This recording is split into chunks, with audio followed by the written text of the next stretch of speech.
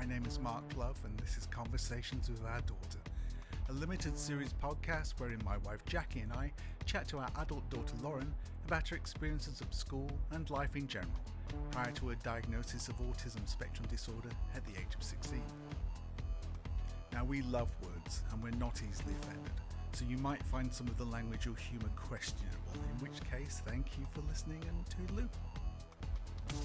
However, if you can look past the occasional lapses into dad jokes and the obvious inadequacies of our recording setup, you'll hopefully get to enjoy some insights into the everyday experience of autism from an eloquent and thoughtful young woman who can see and understand both sides of some of the issues associated with this strange and baffling condition.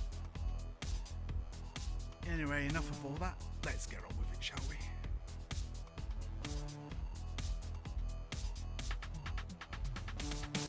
No, I mean, you and rules are not good to try and explain to. I mean, I didn't tell you this at the time because I didn't want to encourage any bad behaviour in you, but I didn't go to a PE lesson for 2 years when I was at school. I still got a C. I got a GCSE C. They're really observant PE teachers. Yeah, absolutely great. I mean, I got a D for effort. I put a lot of effort into not going. And the reason why I didn't go was, one, because I got away with not going a couple of times, and then it just became a habit. But it was because we'd actually been enjoying PE when there was no PE teacher there, and when all the sports stars had gone off to play football in their own sides. They had a really, really nice time. And we didn't want to play a conventional game, so we'd just do it as a joke. We'd be Groucho Marx or with the Goodies or Monty Python, and we'd just do it as Monty Python characters running across the thing through the ball. And we had a lovely time. We had a great laugh. Then occasionally they'd punish one of their star players for being insubordinate and send them over to us. And then they'd be saying, "You're not showing any effort. Come on, more effort. We'll push it out front. Push it out front. Go, come on, go, score, go." And we'd be, "Oh, fuck off. Boring sports person." We would have a similar thing if the teacher of the all-star PE group wasn't there. They would be with us. Mm-hmm. Or occasionally we'd just get smashed into one group if it was raining, and they were horrible. Yeah. Remember the final rebellion we did, I think this is when I stopped going, was we had a PE teacher who was also a German teacher, and he was mad keen on football, and it was horizontal sleet, painful, icy sleet. It was blowing so hard, and we were supposed to go onto what we used to call the hard surface. The hard surface was basically concrete covered in a kind of dust. I don't even know what it was, but it was kind of like a dust thing that kind of didn't go away, but at the same stage, when it rained, it all turned into mud. And we just said, "No, I'm not doing this." And he was bellowing at us and bellowing at us. And we just said, "No, I'm sorry, we're not doing this." And we tried to be as reasonable as possible about it. There's no good reason for us to be out here. We can't play football. We can barely see. We're not doing this. And he bellowed, and we just ignored him and went straight back into the changing rooms and got changed. By the time we got into the changing rooms, it was all his idea. "Well, I think it was a good idea to abandon that. Yes, I'm glad I decided to do that." I said, "Yeah, whatever floats your boat, mate, but you just pushed it too far. It was pointless. We didn't want to do it. It was horrendous." But yeah, we didn't get into trouble because he would have got himself into trouble for not controlling us. Very strange. Now, of the things that happened while you were at this school was you had your first kind of relationship. Mm. Tell me about that. What specifically about it? Yeah, well, what specifically about it? How did it start? A little bit about the other person, the other person's dynamic. Well, I was friends with them initially, and they'd been in the year above me, but had quite seriously bad ill health and missed so much school. They put down a year into mine. Mm-hmm. Yeah, so that's how you initially met them. But what sparked your interest in them, just conversationally? I don't know. I guess we had some similar things that we liked. And you grew quite close for a period of time. Now, unfortunately, the mother of this person wasn't massively enthusiastic about this. She didn't love the gays. She didn't love... And you being a gay homosexual, she didn't like this at all. No. I'd have to say, my daughter told me that she was gay while I was changing a DVD that we were just about to watch, Falling Skies, I think series 5. "Oh, by the way, Dad, I'm gay." "Oh, Okay. Yep. Yeah. Yeah. Fine. Okay. Good. And half of me thinking, oh, thank God, no awful boys in the house. That was good. I have to say, because I'd been the main parent at home for a long time, there'd been some very interesting conversations coming in, because I'd had to fulfil the mum role quite a bit. So I think I handled all the first periods and all this kind of You stuff. did periods, you did sexuality. Sexuality, yeah. What's right, what's not right, what's open to question, what's, oh no. My favourite question you ever asked, Dad, what's a dildo? Oh God, that's a question no dad wants to be asked by his daughter. It's a little bit too young to ask as well, wasn't it? Yeah, but you were quite a little bit too young. Again, older siblings are a nightmare. Because the older siblings say something to the younger sibling who doesn't understand it, but then pretends they do. Yeah. And then goes around and, oh, do you know what a dildo is? Oh, I do. No, you don't. You've just heard about it. And then, of course, you come, and luckily I can coherently and gently explain what this is, at the same time wanting to kill the parents of the other kid. But we handled that all right, I think, didn't we? I think so. Yeah, I mean, I couldn't obviously give much of a female perspective on things, but I did give male perspectives on this, and I think I gave you all information. I've lived a bit. So I wanted to give you the benefit of my wondrous experience. But yeah, all this stuff came up, and then when you having this relationship, which the mother, who had some difficulties of her own, did not approve of. Definitely mental illness there. Yeah, definitely quite a bit of mental illness. And of course this was not seen by the school. They didn't know about any of this. She wasn't diagnosed with anything like that as far as I know. But she behaved in a very, very erratic way. And her mood was kind of all over the place. But it seemed to very much govern how their family was. Her mood would affect everything. Quite controlling kind of thing. And she had, for some reason, decided that she didn't like the fact that you were seeing her daughter in any way, shape or form. But this had largely gone not unnoticed by us. You had mentioned this person, you had mentioned you were having a bit of a relationship. I do remember once, because our phones are kind of still linked by a common email address, that they'd upgrade, and then every time they upgrade, they get rid of all the things you've changed on them. So suddenly this massive conversation you'd been having with this person came up on my phone. What the fuck's this? And it's like, oh, what? I hope he's so weird. And I'm like, I'd never had this conversation. Oh my God, it's a personal one. And I realised it was you and this girl.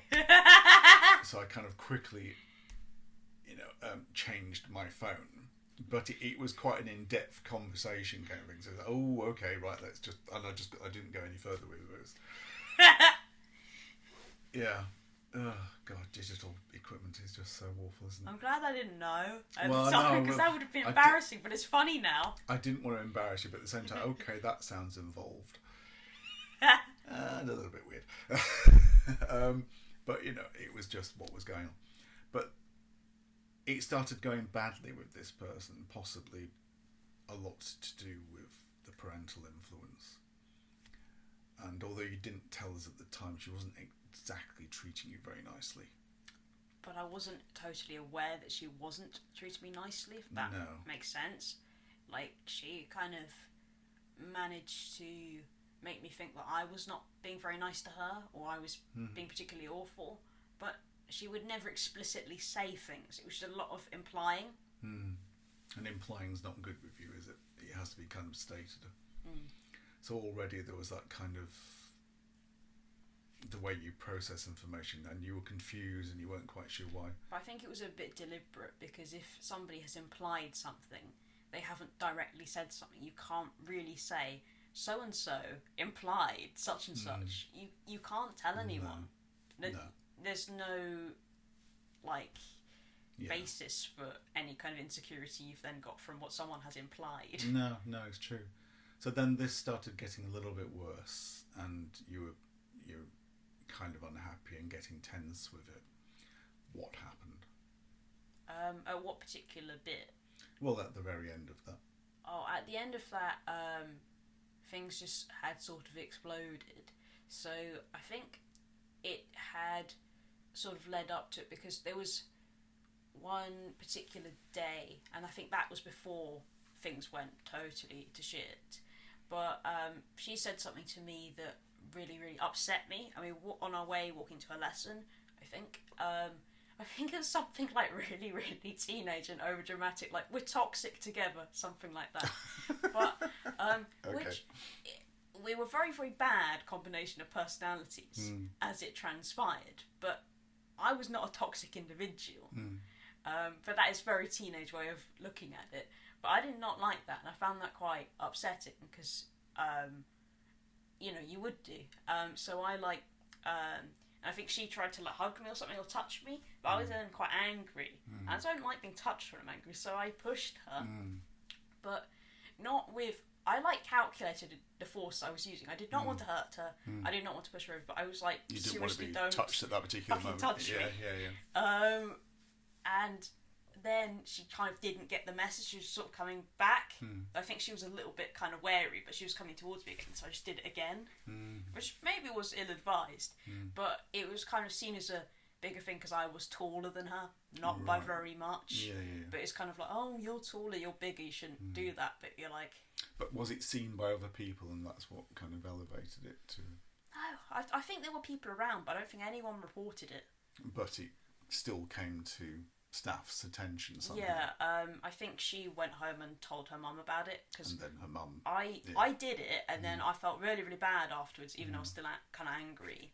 And then after like the science lesson, I tried to like talk to her, but she was didn't really want to talk to me or be near me, and was kind of like very, very wary.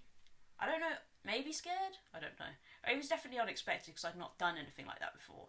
And then she kind of went home, presumably told her mum all about it, and her mum was kind of a rage demon who looked for any reason that would justify her rage, or sometimes even if it wouldn't justify it, but if it justified her being angry about something, then it was a bonus. And it meant she could behave in exactly the way she wanted to, which was just totally kind of like uncontrolled, unleashed. Now, as background to this at home, and this is kind of important in some respects, I had been coming to increasingly think that you were on the spectrum. Some of this was because when you couldn't, for some reason, complete your homework because a piece of information was missing or something, it was driving you mental. And it was a case of, look, darling, if they've not put the resources out for you, then it's not your fault. You can't complete this. But you get very intensely upset. I think I had a huge thing about getting into trouble. I was You really, really did, worried about it. But yeah. the thing about school is what it doesn't do very well is obviously you need there to be a behaviour code, and then you need to be the policies for like bad behaviour or not completing work. But sometimes in schools they would be a little bit over the top with the way they would explain that, and then it would just scare good kids, probably people other than me, but me being on the spectrum, I'd be taking all at face value. Yeah, exactly. You were doing that, and they were occasionally, glitches happened with the school systems, etc. So you couldn't get onto their intranet or whatever they call it there, and you couldn't get the information you needed, or you just didn't have what you needed to complete the task, and you were really becoming unreasonably upset by it. And I really started thinking, this is not a natural reaction to this. You're too scared of this. I mean, I can't tell you how many times you'd say, look, your mum is a teacher at your school. And if she is telling you that this is not a problem, then it is not a problem. And you've also got the insurance that even if someone did make a problem for it on the staff, which they wouldn't have done, she would have been able to talk to them and said, look, she was unable to do this because the information that you were supposed to provide, she couldn't access. But you wouldn't have it. All you would have is, I'm going to get into trouble with this, I'm going to get into trouble with this. And it just became this frozen thing. And that is not a very neurotypical way of reacting to stuff. The neurotypical way of doing that, if you're a good student, is, oh, well, I'll do it in lunchtime. The neurotypical way of doing it, if you're not a particularly good student, is, oh, well, I don't have to do the homework. Hey! And you were not doing that. You were not relaxed. You were getting very, very, very hostile and tense. And it's been quite a dark and difficult time for a while. And then you're having this relationship as well. And I'd had a sense, even from the little bit of text that I'd actually accidentally seen, that you were being quite intense there or that it felt intense. And that seemed odd for someone who we'd met twice, if you know what I mean, in such a short time. So when I got the call from your school, which was, we need to talk to you about Lauren, no, we'd rather not talk to Mum, she's a member of staff and she's teaching. It's not a good call, is it? It's not a good call. It was like kind of, I just thought, this is it. I've just got to finally admit it. She's autistic. So I kind of went into an office with, I assume was your head of year, and then a deputy head. Yeah, I think there might have been a head of house there, and there might have been the head of house's PA. Maybe. No, it was two. One of them was a higher member of staff. Oh, okay. I can't remember. I think it was a deputy head. Hard to say. It wasn't there. Yeah, exactly. It was deputy head. Now the deputy head had got this kind of like look on her face and said, I do this every day. This is just a protocol thing. We're just going to do this and it's going to be over, and my word is law, and that's going to happen. The other person was a lot more kind of just quiet, but fairly new in role, I think. And I rolled into this room, and the high up started saying, well, we're going to have to exclude her for, what was it, 3 or 4 days or something like this. And as soon as she started talking, and she was clearly just she'd done this so many times. Oh, I remember who this person is. Yeah, and she'd done this so many times, it's just like kind of, you're not even thinking about what you're saying. I said, whoa, no, you're not. There's an awful lot you don't know about the situation here. You don't know anything about the hostility of the other parent involved in this. And I kind of it was really difficult because I had to not give any confidential information about that other person, but at the same time says, you only have a quarter of the story here. Yes, she pushed this person. No, she shouldn't have pushed the person. Yes, she was extremely angry, but I also believe that she's autistic. And this was her way of reacting to this. And as soon as I said the word autistic, both of them just went, oh, shit. Their body language just completely changed because they were so, well, we just do this. Oh, fuck. We hadn't anticipated that. Now, there's no reason why they could have anticipated that because we'd never mentioned it because we didn't know. No. It had just been a creeping thing and been getting more and more and more inside me. And this to me was like the tipping point. We'd gone, yes, this was not a normal reaction to this. And it went from them trying to exclude you, and that's all that was going to happen, that you were going to be excluded, then you come back in 2 or 3 days and everything will be kind of forgiven, kind of thing, to, well, I'm not having that, I'm sorry. She doesn't deserve that. She's been under an awful lot of pressure anyway, but I think she's not dealing with this because she doesn't know how to deal with this. And that needs to be investigated. So it went from them trying to punish you to them saying, "Oh right, we'll contact CAMS," which is like the local mental health. I think I remember before that they were like, "Oh, we'll put her on early exam leave instead." We'll call yes, it that. and I said no, and it's just not happening. You sort of had to say no because that might work for somebody else, but like she needs to be in school. Yeah, because that if would she's drive her insane. Yeah, can't finish her lessons, or for some kids who are behaviourally challenged, they do that and it possibly works for them. Yeah. But someone like me, it wouldn't have really worked. No, I have to say, I mean, there was only me here, so I mean, I could be completely making this. It was one of my finest moments because I just said, no, that's not happening.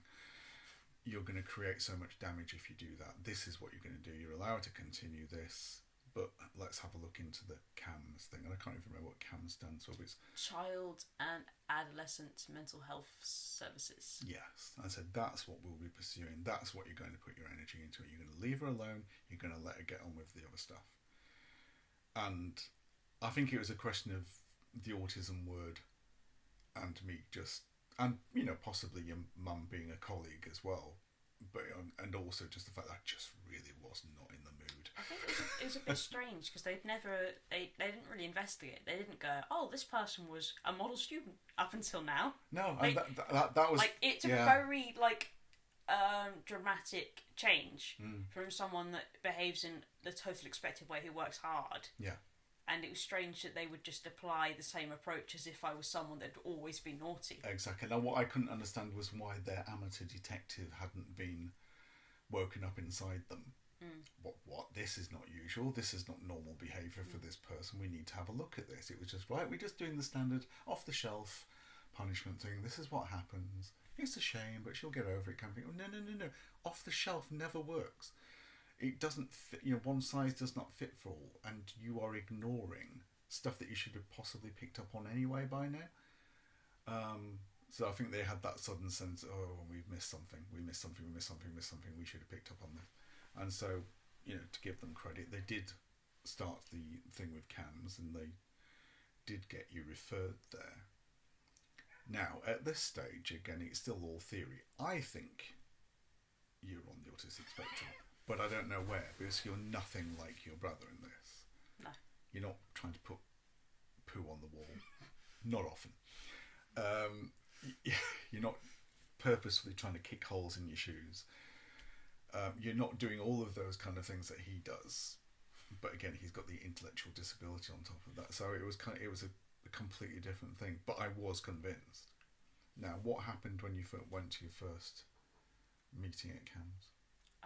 Well, I sat down, I spoke to the counsellor. I remember I liked her quite quickly, and she seemed to understand me. But I'd been distressed for quite a while, I think, because of that relationship not going very well, the person not being exactly nice to me, and also the stress of GCSEs on top of that. But within 20 minutes of talking to me, I remember it was about 20 minutes, it wasn't even the full hour, she said, I think that you might be on the autistic spectrum. And then obviously you came in, and she spoke about it with you there as well. But it was quick. I think she said to, I think this, what do you think? Yeah. And I said, absolutely. Yeah, definitely. Yeah. I've been thinking it for a while, but it's just, recent events have convinced me. Now, what did you think when she first said it to you? I think I was surprised because with the relationship I had, it wasn't very nice, and that person was kind of bullying me, but would sort of tell me that I had different kind of mental illnesses. Okay. So I believed that I was mentally ill, even though I wasn't, but that person had kind of said it over and over and over again. So you just do believe someone if they keep doing that. So I was just surprised that I thought I was going to be diagnosed with several mental illnesses. So I wasn't. And because I was a teenager, and teenagers can kind of romanticize that kind of thing, I was slightly disappointed I didn't have something worse. Oh, I'm not a sociopath? Aww. A little bit, yeah. Yeah. I mean, teenagers are a nightmare. But at the same time, it was kind of a relief that I wasn't, I was sane, and also that I hadn't necessarily done anything wrong in different scenarios. I just didn't know how to react. So how did it feel that when I agreed? I'm not really sure how it felt. You didn't feel like I'd kept anything from you, or you weren't particularly shocked by, how can you think I'm this or anything? Not really, no. Just kind of matter of fact. Yeah. Okay, so then the next question is how did you feel about it? I mean, did it, apart from the disappointment of not being a sociopath or a psychopath or something a bit more dramatic and film-worthy than that, did it suddenly make you think, oh, well, this explains that, or my God, I'm now crippled and I can't do things, or? I think it definitely makes you re-examine yourself and your entire personality, but I don't really think I knew how to process it. So I didn't feel angry about it, but I didn't necessarily feel delighted. Mum and I had been thinking it on and off for a while, and we had wondered about the wisdom of getting you tested. We weren't even sure there was a test or diagnosed. But there was also that, like I said, we were slightly worried that if you were given an excuse to not achieve, then you might take it because you were a teenager. And it happens a lot, and Mum sees this an awful lot. I mean, some of the kids go through appalling things, and some of them have almost nothing happen to them, but something like a divorce or something can give a kid an excuse to not do any work because they're so emotionally traumatised by it. And a lot of the time they're not at all traumatised by it. It's been coming for 5 years. They felt it coming for 5 years, but they milk it just so they don't have to do the homework. Others are genuinely really affected by this. And there's at least, I think there's 3 deaths of parents at the school every year. siblings, whatever. And these people are genuinely affected by it. And then there's, the kids who are just swinging the lead for like an easy life. Again, in the future, I don't know if they'll think that was a great idea or a great strategy. But we knew it was possible that you could do that. And we weren't massive, because you'd suddenly made such a lot of progress that it didn't seem a good idea to have you then start questioning everything at that time. I mean, in some respects that played out, because you did your exams after this and you did really, really well. I think we've only had conversations about this relatively recently, but you were like thinking, oh, we're really not sure if she's actually going to get her GCSEs. Like, it was a bit like... You were in... I mean, there was a uncertain. lot of... Yeah, there was... I mean, there's stress around exams anyway, but you were really stressing. Because you thought that I might have to be retaking them in a year. Yeah. I mean, to be honest, we had already given up with maths. We could not care less. You know, it was the only exam I went into and I wasn't stressed. Because I thought, I'm already disastrously crap at this. Like... Or we knew fine. that one was initially causing you so much stress. The only way that we thought we could save the other exams is by taking that stress off, because you were reasonably confident in all the other subjects, not necessarily in an exam setting, but maths in the classroom and in an exam setting, it was affecting everything. And it just seemed, look, forget about it. It doesn't matter. You're never going to become an astrophysicist. You're just not. And the world's probably got enough astrophysicists. I don't know. I don't know. Maybe there's a deficit, we don't know. Yeah, you're never going to go on Countdown probably, so you're probably not going to have to worry that and disappoint Rachel.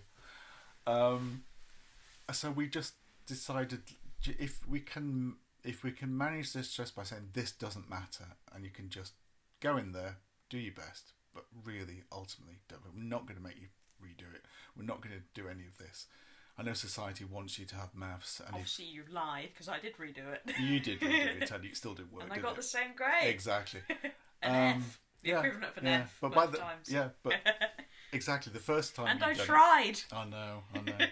But this is it did relieve some of the stress for you, I think, and you stopped colouring all the other subjects, so you were at least able to go with still a fairly high degree of panic, but you still did well enough to get good exam results. I think if you did the maths today, although you do kind of do your own finances and things now, you'd still fail, because it's as soon as you go into that kind of situation, you're just... It's also, they don't actually... A lot of the maths in there is not stuff you use for every day. No. It's like, I don't... Like trigonometry, Pythagoras, never use them. And also the weird ones, when they want you to do, mentally, times 2 3-digit numbers by each other. Yeah, calculator, and I'm never going to be able to do that by head. Yeah, and that is the problem. That is everybody's fault. Well, I would instantly reach for a calculator. But I'd open my phone.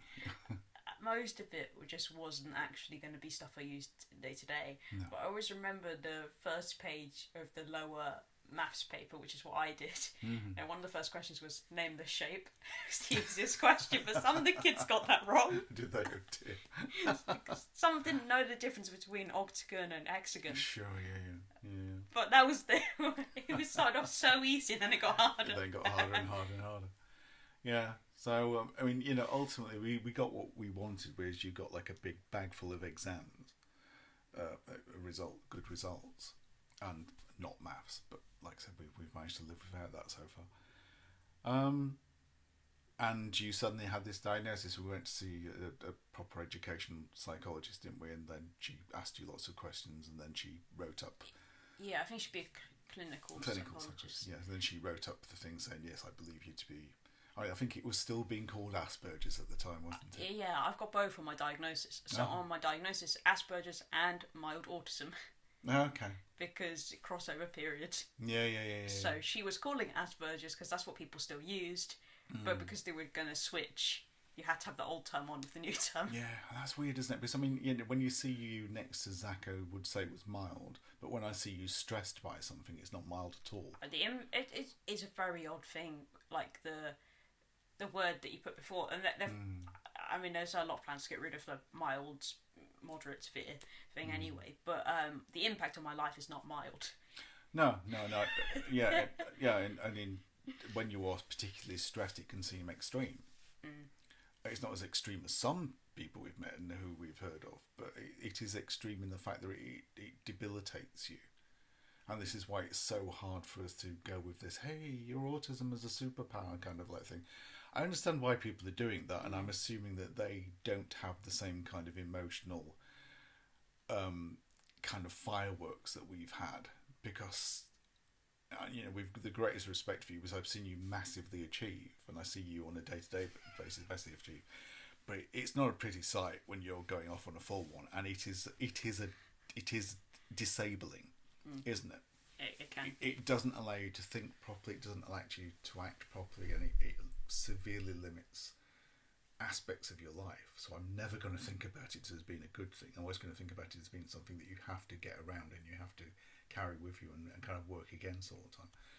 Back in the 30s and 40s, they were constantly doing these cartoons where the cartoon character would have like a devil on one side and an angel on the other side, kind of thing. And it's like with autism, you don't have the angel, you just have the devil. It's just muttering, you need to do this and do this. You're never going to be good at this. You're never going to do this. You're always going to fail. And you don't have that. We have to be the angel for you. Yeah, I think it's. I don't think I necessarily have you're gonna fail or whatever. I think that's more kind of like less confidence, but I think that has got better in recent years. It's much more like I've got a devil on one shoulder that if I'm doing something, I'm concentrated. It'd be like, have you checked? And then it will just go through different things. It's like that's why I'm constantly having to check stuff repeatedly, because I have this voice in my head going, but are you sure that you've checked that the windows are closed? Because I know you've checked 9 times, but is that enough times? So it's like a detail devil. And and did you really look when you checked? Yeah. Just annoying things like that. Like, did you check that you put your keys and your purse and your phone in your bag? Do you check that you have the notes that you need for work? Like, that's before I leave the house. I'm checking, and I've got to touch the notes every time I check. And that's happening about 4 times when I'm walking there. I have to touch the notes, open my bag and check them. And I'm scared that they're going to fall out my bag while I'm doing that. So I've got to do that, put them back in my bag. And then about 4 times after I've done that, I've got to walk and then check round to see if nothing has fallen out my bag. Yeah, so even though I've checked loads of times that the zips are closed. And it's very difficult to imagine Marvel turning that into a film, isn't it? That anybody would want to watch. Oh, but it's a nightmare. Yeah, so on that side of it. Superhero thing, no. But it is something you live with, and it's something we work around. Now, and I think the thing to take from this is that you went from being a no-hope numbskull to being a very, very able student, a good student, an ally to those teachers who treated you well. And you managed to achieve, despite this thing that was on your shoulder all the time, which we hadn't given a name to, and we weren't entirely convinced was there, but we kind of were. And you still managed to do stuff. That was a lot down to just you, bloody-mindedness, and also was just shrieking at you occasionally. You've done this before, you can do it again, stop panicking. Just out of desperation. So again, a fair measure of always love, a lot of frustration. We managed to get somewhere better than we thought we were going to get when we first started at school. That's cool. And I think we're going to end that here, because I think we're going to ask Mum, who was actually your teacher as well, at school, what her experiences were. And we'll come back to you later. In the meantime, I'm going to say it, because Mum's not going to say it. Just go away for a little while and be fucking nice to someone. But come back quickly, because Mum's going to speak.